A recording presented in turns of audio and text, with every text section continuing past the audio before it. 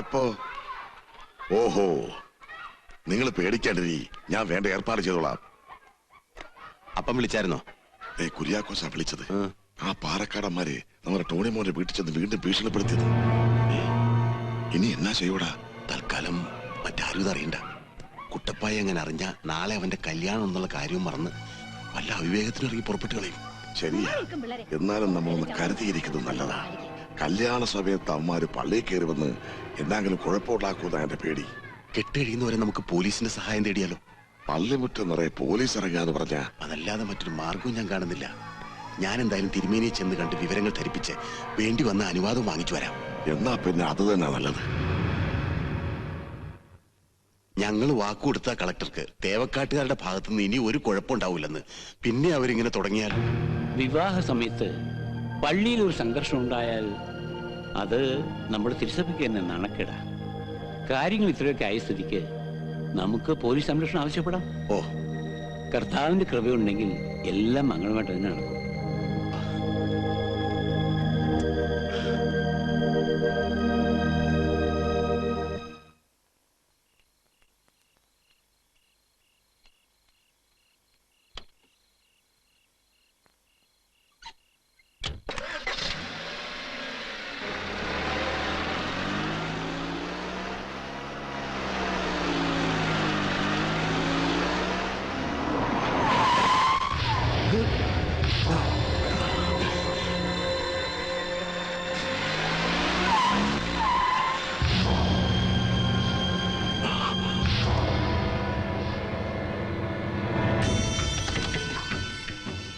നാളെ പള്ളി കെട്ടി നടക്കുമ്പോ ഒറ്റ സ്ഫോടനം കൊണ്ട് എല്ലാം അങ്ങ് തീർക്കാമെന്ന് കരുതി വന്നതാ. പക്ഷെ അതില് പള്ളിയും കുറെ നാട്ടുകാരും കൂടെ അങ്ങ് പോവും. അത് വേണ്ടാന്ന് ദൈവം നിശ്ചയിച്ചത് കൊണ്ടാവാം നിന്നെ ഇപ്പൊ ഞങ്ങളുടെ മുമ്പിൽ കൊണ്ട് തന്നിരിക്കുന്നത്. കല്യാണം മുടങ്ങാൻ കല്യാണ ചെറുക്കൻ തന്നെ മരിക്കണമെന്ന് നിർബന്ധമില്ല. കല്യാണ പെണ്ണിന്റെ തന്ത ചത്താലും മതി. അല്ലെങ്കിൽ തന്നെ ആ പാവം ചെക്കൻ ഞങ്ങളോടും തെറ്റ് ചെയ്തിട്ടാ കണക്കുകൾ തീർക്കേണ്ടത് നിന്നോടല്ലേ? ദയവായി നിങ്ങൾ എന്നെ ഉപദ്രവിക്കരുത്. ഞാൻ നിങ്ങളുടെ കാൽ പിടിക്കാം. നാളെ ഒരു ദിവസം കൂടി എനിക്ക് തരണം. എന്റെ മകളുടെ കല്യാണം കഴിഞ്ഞ് ഒന്ന് ഇറക്കിക്കോട്ടെ. അത് കഴിഞ്ഞ് ഞാൻ നിങ്ങളുടെ മുൻപിൽ വന്ന് നിന്ന് തരാം. നിങ്ങൾ എന്റെ ജീവൻ എടുത്തോളൂ. എന്റെ കൊച്ചമ്മണിയെ ശവമാക്കി ഇരുത്തിട്ട് നിനക്ക് നിന്റെ മോളെ കെട്ടിച്ചേക്കണമല്ലടാ.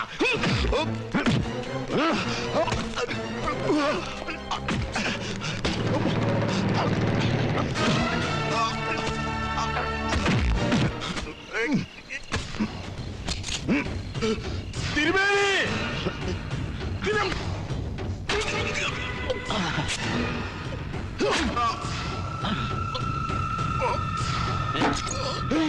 എന്താ ആരാണ് കൊപ്പിയാന്?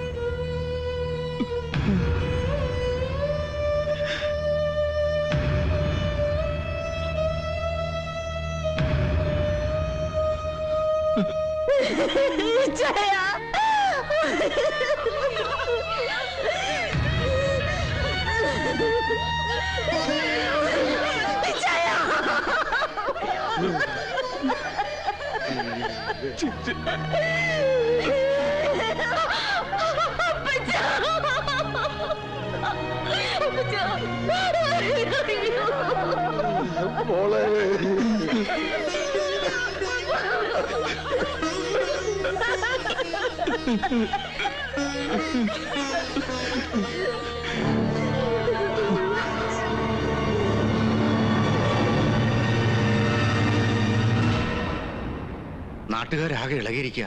ഇനിയിപ്പോ നമ്മൾ എന്താ ചെയ്യാ? നിങ്ങൾ ഒന്നുകൊണ്ട് പേടിക്കണ്ട. കൊലക്കുറ്റം ഏറ്റെടുക്കാൻ ആളെ വരെ റെഡിയാക്കി വെച്ചിരിക്കുക. തൽക്കാലം നിങ്ങൾ ഈ നാട്ടിൽ നിന്ന് മാറി നിന്നാ മാത്രം മതി.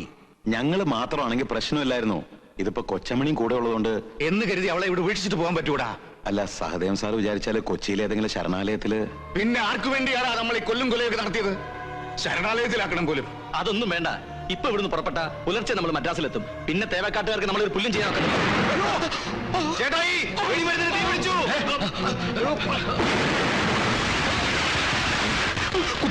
കുട്ടപ്പായി, അതേടാ കുട്ടപ്പായി തന്നെ. തേവക്കാട്ടിന് ജീവനോടെ ബാക്കിയുള്ള എന്റെ അപ്പനും ഇച്ചായന്മാരും കല്യാണ പന്തലിൽ സ്വന്തം അപ്പന്റെ ശവം കെട്ടിപ്പിടിച്ച് നിലവിളിച്ച എന്റെ റാണിമോളും ഒക്കെ ഇനി സ്വസ്ഥമായിട്ട് ജീവിക്കണം. ഒരുത്തനെ പേടിക്കാതെ സ്വൈരമായിട്ട് ജീവിക്കണം. അതിന് നിങ്ങളിൽ ഒറ്റ ഒരുത്തം പോലും ഇനി ജീവനോടെ ബാക്കിയുണ്ടാവാൻ പാടില്ല. നീ അബദ്ധമൊന്നും കാണിക്കരുത്. ഞങ്ങളോടൊപ്പം നീയും കെട്ടി ചാമ്പലായി പോകും. അറിയാവടാ, എന്റെ അപ്പനും ഇച്ചായന്മാരും ജീവനോടെ നിലനിൽക്കാൻ സ്വന്തം ജീവൻ കുരുതി കൊടുക്കാൻ പോലും തയ്യാറായിട്ടായി കുട്ടപ്പായി വന്നിരിക്കുന്നത്.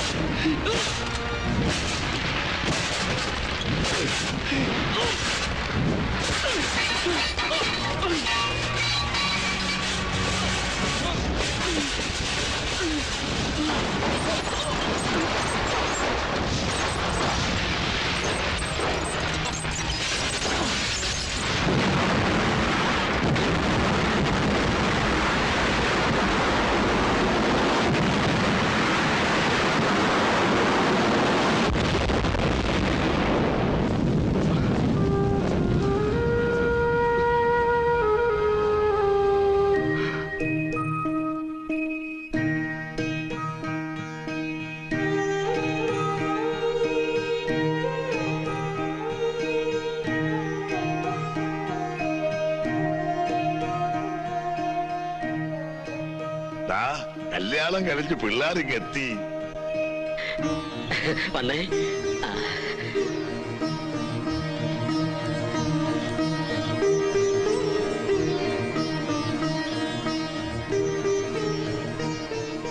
മോളെ ചേച്ചിയമ്മ